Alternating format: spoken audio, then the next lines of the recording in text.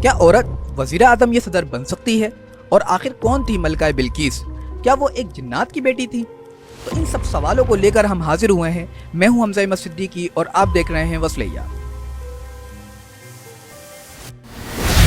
ملکہ سبا، جن کا نام بلقیس بن شرابیل تھا، یہ یارب بن قحطان کی بیٹی تھی۔ آپ کا باپ ایک عظیم الشان بادشاہ تھا، یہ تمام یمن کا مالک تھا۔ اس بادشاہ نے اپنے ارد گرد کے بادشاہوں سے کہا کہ تم میں سے کوئی میرا کفو نہیں ہے، اور اس نے سب عورتوں سے شادی سے انکار کر دیا، اور پھر ایک جن عورت سے اس نے شادی کی جس کا نام حدیث میں ریحانہ بنت السکن آیا ہے، اور اس سے ایک لڑکی کی پیدائش ہوئی جس کا نام بلقیس رکھا گیا، اور یمن میں ہی عالیشان طریقے سے یہ لڑکی پرورش پائی۔ لیکن جب کم عمری میں بلقیس کے باپ کا انتقال ہو گیا تو بلقیس کے علاوہ کوئی وارث نہ تھا جو بادشاہ بنتا، تو بلقیس نے حکمرانی کی خواہش کر دی، جس کی وجہ سے اکثر سرداروں نے بلقیس کو ملکہ مان لیا، لیکن کچھ سردار مخالفت کر بیٹھے۔ لیکن ملکہ بلقیس نے مخالفت کرنے والے سرداروں کو اپنے تدبر اور ذہانت سے اپنا فرمانبردار کر لیا اور اکیلی یمن پر راج کرنے لگی۔ آپ کی حکومت کافی ٹھیک ٹھاک چل رہی تھی، لیکن اس وقت دا گریٹ امپائر یعنی دا سلیمان امپائر کی نظر اس ریاست پر نہیں گئی تھی۔ لیکن 9 سال حکمرانی کرنے کے بعد حضرت سلیمان علیہ السلام کا خاص پرندہ ہدہد آپ کو اس ریاست اور ملکہ کے بارے میں بتاتا ہے، اور یہ بھی بتاتا ہے کہ ملکہ کی ریاست کے لوگ سورج کی عبادت کرتے ہیں۔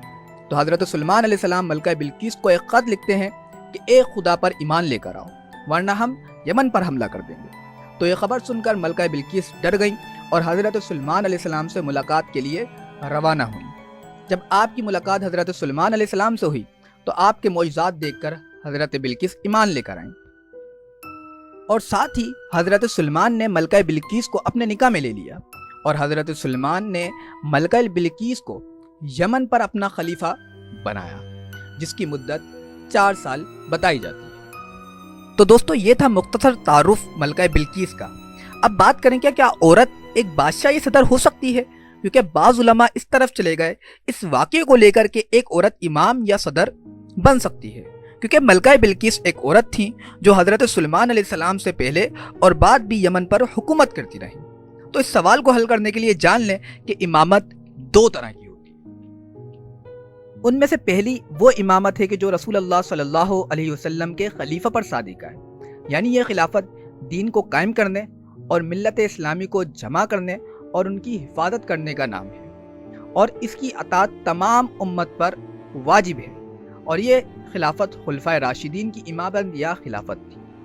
اور ان میں سے دوسری امامت یہ ہے کہ ایک شخص دنیاوی امور میں ریاست اور سرداری اس کے لیے عام ہو، اور کوئی دینی یا دنیاوی شعبہ اس کی ریاست سے خارج نہ ہو، اور وہ لوگوں کے معاملے میں جیسے چاہے تصرف کر سکے۔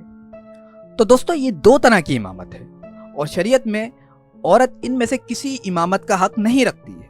اور جبکہ غور کیا جائے تو آج کے دور میں کوئی بھی ملک خلافت کا نظام نہیں رکھتا ہے، تو پہلی تعریف یعنی پہلی قسم تو اس سے خارج ہو گئی۔ اور دوسری قسم کی بات کریں تو دوسری قسم میں ریاست تو موجود ہے، جیسے پاکستان ایک اسلامی ریاست ہے، لیکن دوسری تعریف صدر مملکت پر صادق آتی ہے، نہ کہ وزیر اعظم پر۔ یعنی عورت صدر مملکت نہیں بن سکتی، جبکہ وزیر اعظم بن سکتی ہے، اور اسی طرح وہ دوسرے شعبوں میں بھی اپنا کردار بخوبی ادا کر سکتی ہے۔ لیکن ان سب کے باوجود اگر قرآن و حدیث پر نگاہ ڈالیں تو عورت کو کسی بھی انتظامیہ کا سربراہ بنانا جائز نہیں، کیونکہ جب عورت مردوں کے کسی ادارے میں سربراہ ہوگی تو لازماً عورت گھر سے نکلے گی، اور عرف یہ ہے کہ عورت بے حجاب نکلتی ہے۔ پھر عورت مرد لازماً ایک دوسرے کی طرف دیکھیں گے اور ایک دوسرے سے باتیں کریں گے، اور عرف یہ ہے کہ عورت تیز آواز میں باتیں کرے گی اور تقریریں بھی کرے گی، حالانکہ عورت کو یہ سب امور شریعت نے ممنوع کیے ہیں۔ تو دوستو، معلوم ہوا کہ عورت کسی بھی علاقے کی یا کسی بھی جگہ کی سربراہی کر سکتی ہے، شریعت اس کو اہل سمجھتی ہے۔ لیکن ان سب قیودات کو مد نظر رکھتے ہوئے اگر کوئی عورت شریعت کی ان قیودات کا خیال رکھتے ہوئے سربراہی کرے تو اس کے لیے بالکل جائز ہے، اور عورت معاشرے میں کسی بھی حصے کی سربراہی اپنا کردار ادا کر سکتی ہے۔